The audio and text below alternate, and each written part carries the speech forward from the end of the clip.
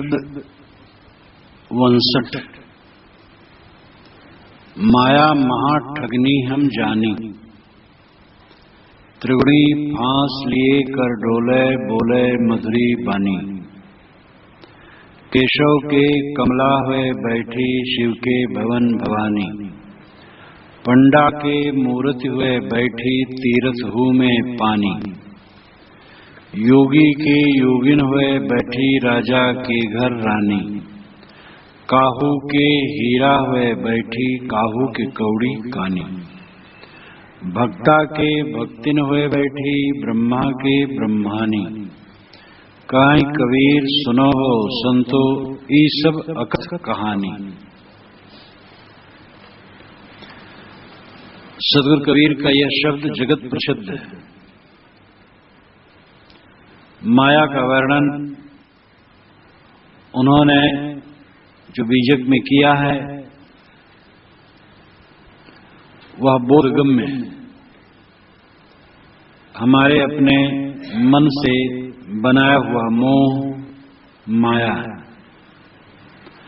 अद्वैतवादी कहते हैं कि माया अनिर्वचनीय है, उसका निर्वचन यानी कथन नहीं हो सकता है। और अघटित घटना पटेसी दुर्तया, जो घटना न घट सके वो घटा देने वाली, और जिसको तरना संभव दुर्तया ऐसी,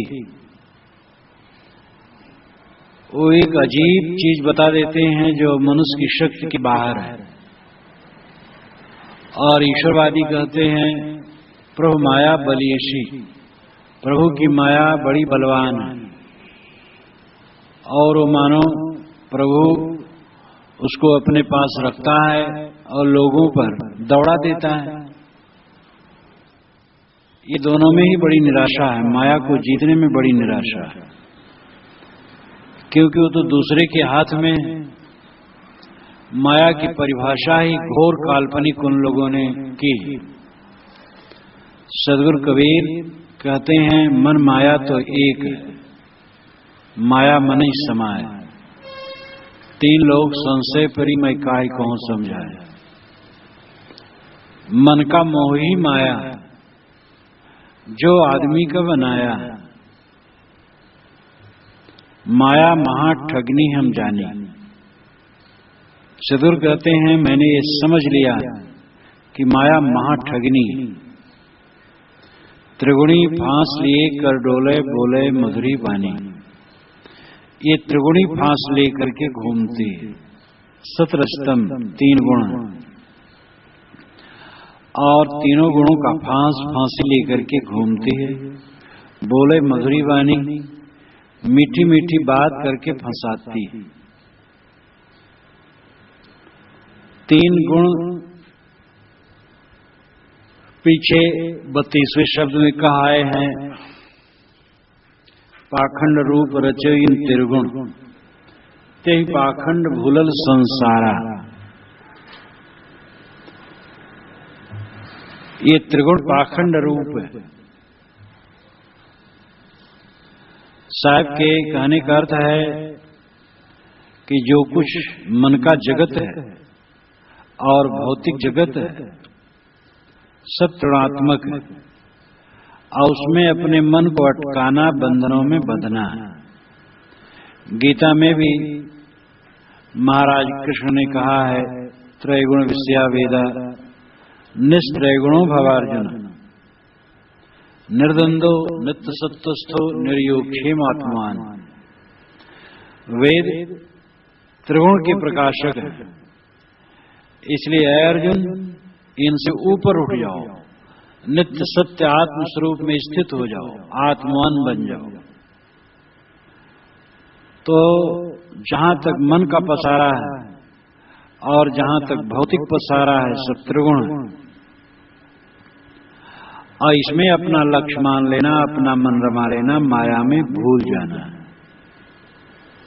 बोले मधुरी वाणी, कोई चैतन्य व्यक्ति होता है तो मीठी मीठी बात करके किसी को भुला सकता है। और इसके लिए यही कहा जा सकता है कि जो भूले हुए स्त्री और पुरुष हैं वह मधुरी वाणी का करके जगत के लोगों को भुलाते हैं।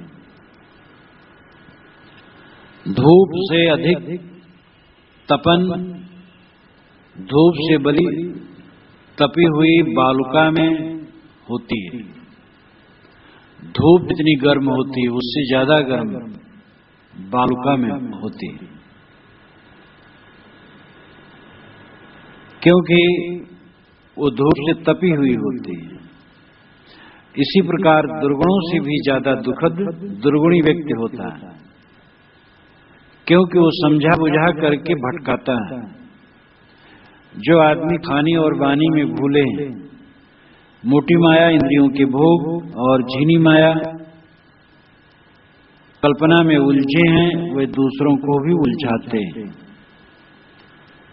मधुरी वाणी बोल करके त्रिगुणी फांस लेकर के घूमना, मधुरी वाणी बोल करके फंसाना, ये संसार के भूले नर नारियों के लिए लगता है। संसार के जो भूले हुए नर नारी हैं वे मनुष्यों को भटका देते हैं। स्वयं भूले हैं, दूसरे को भी भुलाते हैं। माया कोई स्त्री ही नहीं है। पुरुष, कल्याणार्थी पुरुष के लिए स्त्री माया है, लेकिन जो कल्याण चाहने वाली स्त्री है उसके लिए माया पुरुष है। जिसमें अपना मन उलझ जाए वो माया, स्वरूप में न स्थित हो, बाहर भटक जाए वो माया। जीव का परम लक्ष्य है अपने स्वरूप में स्थित हो जाना।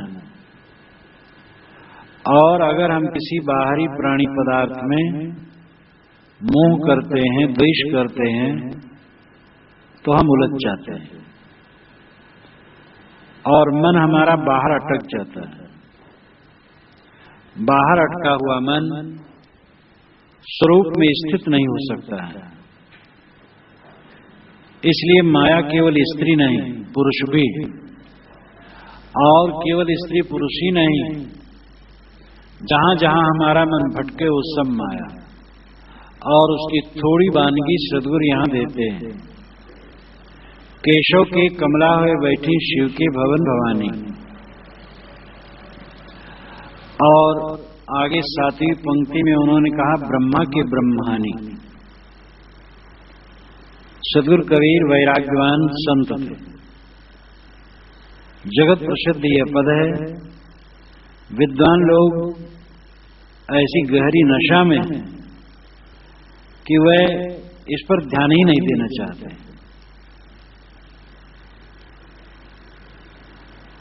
जो स्वयं किसी स्त्री में फंसा हो वह ब्रह्मा और विष्णु और शंकर को चुनौती नहीं दे सकता है, उन पर टिप्पणी नहीं कर सकता है। लेकिन साहब इन पर टिप्पणी करते हैं। केशव के घर में कमला माया है, शिव के घर में भवानी पार्वती माया है, ब्रह्मा के घर में ब्रह्मानी सरस्वती माया है। ये सब माया में उलझे हैं। ब्रह्मा और विष्णु और शंकर को जो माया में उलझा हुआ कहे और स्वयं स्त्री वाला हो तो कहां शोभा देता है। कबीर कथनी और करनी में एक थे, ये सभी मानते हैं। कबीर साहब अखंड वैराग्यवान पुरुष थे और उनकी वाणी में ये अच्छी तरह से ये भावना व्याप्त है। इन सब बातों पर ध्यान न देकर विद्वान लोग निराधार वाणियों का आधार लेकर के कल्पना करते हैं कि कबीर की तो पत्नी थी, बच्चे थे। ये सब उनका बहुत बड़ा भ्रम है। कबीर साहब वैराग्यवान पुरुष थे और उनकी भाषा में वैराग्य भरा हुआ है। कल्याणार्थी पुरुष के लिए स्त्री माया है, क्योंकि उसमें उसका मन अटक जाता है और स्वरूप स्थित के योग्य नहीं रह जाता। कल्याण चाहने वाली स्त्री के लिए पुरुष माया है। उसमें उसका मन फंस जाता है। अपना अपना शरीर ही माया है, क्योंकि शरीर के अहंकार में पड़ा हुआ जीव स्वरूप में स्थित नहीं हो सकता। पंडा की मूर्ति हुए बैठी तीरथ हो में पानी। माया का स्वरूप बहुत व्यापक है। पंडा के यहां मूर्त होकर के माया बैठ गई। पंडा पुजारी जो मूर्त पूजने वाले हैं, उनके यहां मूर्ति ही माया बन के बैठ गई, माया मूर्ति बन के बैठ गई, मूर्ति ही में अटक गए। अब मूर्ति है, चित्र है, किसी महापुरुष का है, किसी पवित्र आत्मा का है, तो उनकी एक प्रतिकृति, उनकी एक छवि, और उसको देख करके अपना विचार उज्जवल होता है। किसी वैरागवान, किसी ज्ञानी, किसी सदाचारी, किसी तपस्वी पुरुष के चित्र इत्यादि देख करके उनकी याद आती है और अपने मन पर अच्छा प्रभाव पड़ता है। यही उसका उपयोग है। और उसको साफ स्वच्छ रखना उसकी पूजा है। वो खा नहीं सकता, पी नहीं सकता, तो खिलाना पिलाना एक भावुकता है। वो उत्तर दे नहीं सकता, तो नमस्कार करना भावुकता है। लेकिन लोग इस भावुकता में पड़ जाते हैं और जिंदगी भर मूर्ति पूजते रह जाते हैं। चैतन्य मूर्ति पर ध्यान ही नहीं देते, स्वरूप के विषय में समझ ही नहीं होती। माता पिता का आदर नहीं, संत गुरुजनों का आदर नहीं। जो कर्तव्य करना चाहिए चैतन्य मूर्ति की सेवा, वो भूल जाती है। और जो बोलती डोलती नहीं, उसी मूर्ति को खिलाते पिलाते सुलाते जगाते उनके दिन बीत जाते हैं। तो जानो मूर्ति, माया मूर्ति बन के बैठ गई, मूर्ति ही में उलझ गए। स्वरूप का विवेक न रहा। अपने स्वरूप में लौटना चाहिए, स्वरूप स्थित करना चाहिए, ये भाव न रहा।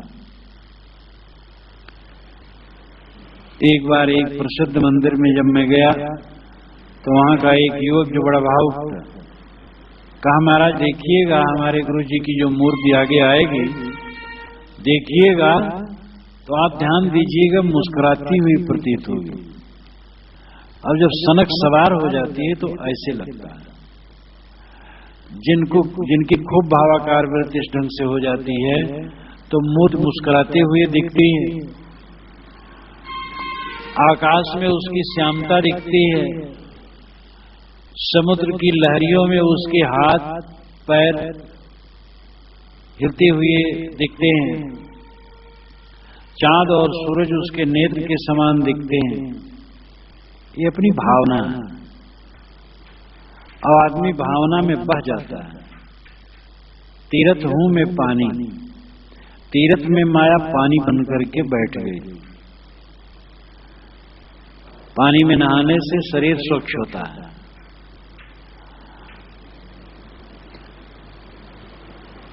लेकिन पानी में नहा करके मुक्ति गति की कल्पना कर ली गई। जहां हम लोग बैठे हैं, उत्तर गंगा है, दक्षिण यमुना, यही पार गंगा वही पार जमुना, बीच में मड़ैया छवाए जइयो, जतन बताए जइयो कैसे दिन कटही। तो ये गंगा और जमुना के बीच में हम लोग बैठे हैं और यहां पर रहने वाले तो स्वाभाविक सभी पापों से सब समय मुक्त ही है। धर्म शास्त्रों में जो वर्णन है उसके अनुसार प्रयाग वालों को तो पाप छू ही नहीं सकता, चाहे जो करे। कितना बड़ा अनर्थ है। अगर ऐसा होता तो गंगा जमुना के बीच में जो इलाहाबाद वाले हैं सब के सब जीवन मुक्त होते, पूरी दुनिया में इसका उत्तम आदर्श होता। और पानी को इस प्रकार मान लिया गया, गंगा जमुना सरस्वती नर्मदा, ये सब का पानी छू जाना क्या दर्शन करने से, याद करने से, नाम लेने से मोक्ष देता है। माया तीर्थ में पानी बन करके बैठ गई। आदमी को धोखा दे दिया गया, तुम तो तीर्थ में जाओ, नहाओ और मुक्त हो जाओगे, धोखा देना। तीर्थ में जाना ठीक है, देश में घूमना चाहिए, देश को उसका ज्ञान होगा, अनेक संस्कृत सभ्यताओं और संप्रदायों का ज्ञान होगा, वहां संत महापुरुष मिलेंगे, उनसे कुछ ज्ञान मिलेगा, तीर्थ में घूमना चाहिए। लेकिन तीर्थ में जाने से, वहां के पानी में नहाने से मुक्ति मिल जाएगी, एक भ्रांति। और तीर्थ में ये माया पानी बन करके बैठ गई और तीर्थों के बहकावे में लोग भटक गए।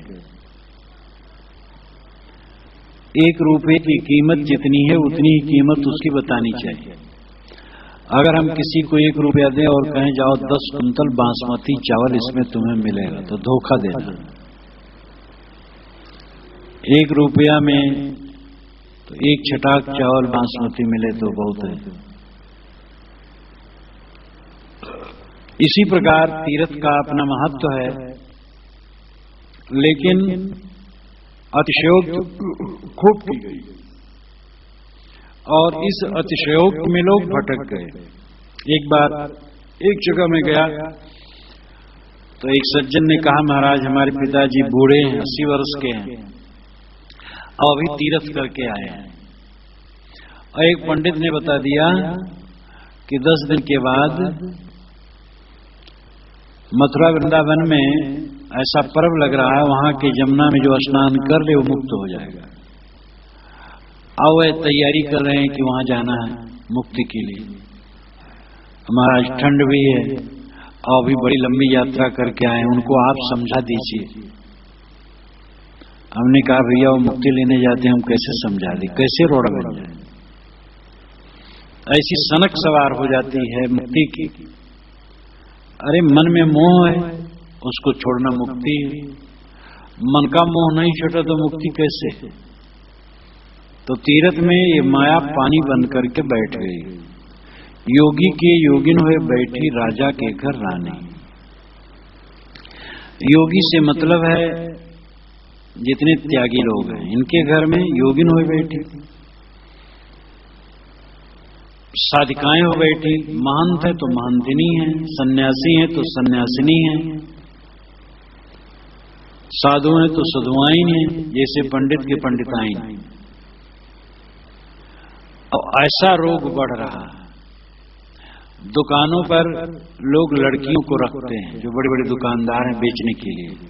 लड़कियों को देख करके ग्राहक आते हैं, लड़कियों से बात करते हैं, उनको आनंद आता है, बिक्री अच्छी होती है। तो इसी प्रकार कितने गुरु लोग, साधु सन्यासी लोग अब शिष्या लड़कियों को बना करके साधु वेश दे करके साथ में रखते हैं, उनसे प्रवचन कराते हैं, अंग संग रखते हैं।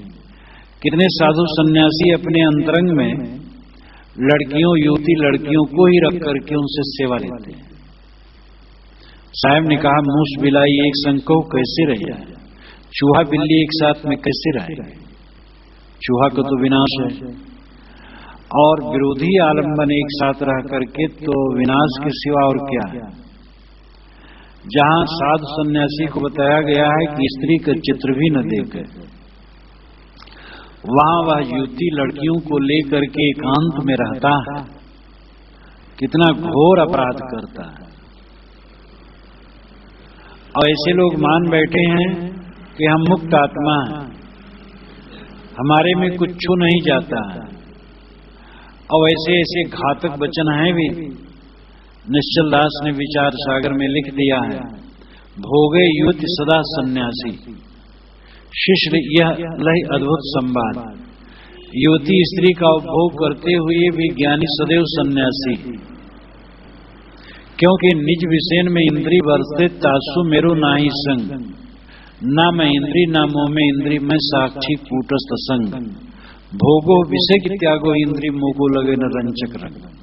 ये निश्चय ज्ञानी को जाते करता दिसे करे न संग। ना मैं इंद्री हूं, न मेरे में इंद्रियां हैं, और इंद्रियां कुछ भोग करती है तो मैं तो निर्लेप आत्मा हूं। इस प्रकार ज्ञानी मान करके बंधनों से रहित रहता है। कृष्णो भोगी सुख त्यागी निर्भो जनक राघव, वशिष्ठ कर्म करता चाहते सर्वे ज्ञानिना समान। कृष्ण भोगी थे, सुखदेव त्यागी थे, राम और जनक राजा थे, वशिष्ठ कर्मी थे, लेकिन सब समान ज्ञानी थे। बस जान लिया कि मैं आत्मा हूं, ब्रह्म हूं, तो उसको पाप छू नहीं जाता है। ऐसे ऐसे वचन शास्त्रों में कह डाला। जो रोनहारी नारी को आयो पिता सहाय। एक स्त्री रोवासी थी, रोना चाहती थी, इतने में पिता आ गया, बस पैर पकड़ करके रोने लगी। तो वैसे मनुष्य का मन गिरा है। अब ज्ञानी नामधारियों के जब ऐसे वचन मिल गए तो और गिरने की चेष्टा करते हैं। ये बहुत खतरनाक है। किसी भी साधु के आश्रम में सन्यासिनी साधुनी नहीं होनी चाहिए। दर्शनार्थ जो आए बस दर्शन करके चले जाएं। और कोई भी साधु को स्त्री को साथ में न रखना चाहिए। और ऐसे साधिका जो स्त्रियां हैं उनको भी पुरुष से दूर रहना चाहिए, साधु से भी दूर रहना चाहिए। साधु संगत कर लें, ज्ञान विचार सुन लें बस। और पुरुष साधुओं की संगत ज्यादा करेंगे, घुले मिलेंगी स्त्रियां, तो उनका भी विनाश है। क्योंकि कुसंगत से पतन होता है। सुसंगत में रह करके कमजोर आदमी भी बलवान रह सकता है, कुसंगत में पढ़ करके बलवान व्यक्ति भी गिर सकता है। इसलिए कभी भी साधु को स्त्री संगत न करना चाहिए, उसको साथ में न रखना चाहिए, आश्रम में न रखना चाहिए। कल्याणार्थी स्त्रियां हैं वे अलग रहें और साधक पुरुष अलग अपने अपनी साधना में रहें। और दोनों का ऐसा संबंध नहीं होना चाहिए कि जो दूषित हो। इस प्रकार सावधानी बरतना चाहिए। साहब कहते योगी के योगिन हुए बैठे और वहां माया आ गई। राजा के घर रानी, राजा के घर में रानी साहिबा है, वे उनको छल रही हैं। काहू के हीरा हुए बैठी, काहू के कौड़ी कानी। किसी के घर में माया हीरा होकर के बैठे और किसी के कानी कौड़ी होकर के बैठे।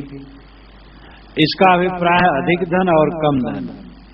किसी के घर में बहुत धन है, किसी के घर में कम धन है, लेकिन जो कुछ है उसमें अगर मोह है तो वही माया है। अगर साधु को लंगोटी में ममता है तो वही माया है। थोड़ी चीज हो ज्यादा चीज हो, ममता ही फांसी। और जो ममता का त्याग कर देता है, ज्यादा चीज हो तो भी उसका मन नहीं उलझता है। इसलिए साधक को चाहिए एक तो चीज कम रखे, जितने में गुजर हो जाए उतने ही वस्तुओं का प्रयोग रखे, और जो रहे उसमें ममता न करे। तो ये धन संपत्ति जो कि जीवन गुजर के लिए जरूरी है, अगर ये मोह माया इसमें हमारा है तो ये बंधन है। भक्ता के भक्तिन हुए बैठी, ब्रह्मा के ब्रह्मानी। साहब कहते भक्तों के यहाँ भक्तिन होकर के माया बैठ गई। अगर साधक कोई गृहस्थ साधक है और उसकी स्त्री बड़ी अनुकूल है, करे कार्य व्यवहार प्रिय वादन अनुकूल, रुचि राखे मन अनुसार, लिए कलेजा हाथ में। कोई स्त्री ऐसी होती है एकदम पुरुष के अनुकूल सारा काम करती है, तो कल्याणार्थी पुरुष के लिए घातक है। सामान्य स्त्री पुरुष जो गृहस्थ हैं उनके लिए तो ठीक है, पुरुष स्त्री के साथ सुंदर व्यवहार रखे और स्त्री पुरुष के प्रति समर्पित रहे तो गृहस्थी मर्यादा के लिए ठीक है। लेकिन कल्याण की दृष्टि से देखा जाए तो स्त्री जितना अनुकूल होगी और ज्यादा प्रेम व्यवहार करेगी उतना पुरुष फंसेगा। इसलिए ये मोह की फांसी बन जाएगी। तो भक्तों के घर में भक्तिन होकर के बैठी माया। इसका उल्टा भी समझना चाहिए कि भक्तिन के घर भगत होके बैठे, भगत हैं और उनको मोह माया में डाल रहे हैं। पहले कहा गया है कि हमारा मन उलझ जाए जिसमें वो माया है। ब्रह्मा के ब्रह्मानी कहां कबीर सुनो संतो ईसा वकत कहानी। साहब कहते ऐ संतो मैं कहां तक कहूं, ये सब कहानी अकथ, बड़ी लंबी लाइन, इसकी सूची बनाओ तो शायद सूची पूरी ही ना हो, इसकी सूची बड़ी लंबी जाएगी। और इसलिए साहब अंतिम पंक्ति जो कहते हैं वो बड़ी मार्मिक, कहीं कबीर सुना हो संतो ये सब अकथ कहानी, ये सब कहानी अकथ का करके समाप्त नहीं कर सकते कि माया का रूप क्या क्या है। और सारे अर्थ इतने हैं कि जहां हम उलझ जाए वो माया है, हमारा मन फंस जाए बस वही माया है। और फंसते कैसे हैं? स्वरूप के अविवेक से, अपने स्वरूप का हमें भान नहीं कि हम शुद्ध चैतन्य हैं, ज्ञान मात्र हैं और ये जगत दृश्य अलग है, ये जगत मेरा नहीं, चाहे जितना जो मिले मेरा होगा नहीं, ये विवेक नहीं। और इसीलिए हम उलझते हैं जगह जगह। तो मन का मोह माया है, और मन इसीलिए मोह कहीं प्राणी पदार्थ मान्यता भावना में करता है क्योंकि स्वरूप का विवेक नहीं। जिसे स्वरूप का विवेक हुआ, अविद्या जिसकी मिटी, अज्ञान मिटा, उसका मोह मिट जाता है और वो कृतार्थ हो जाता है।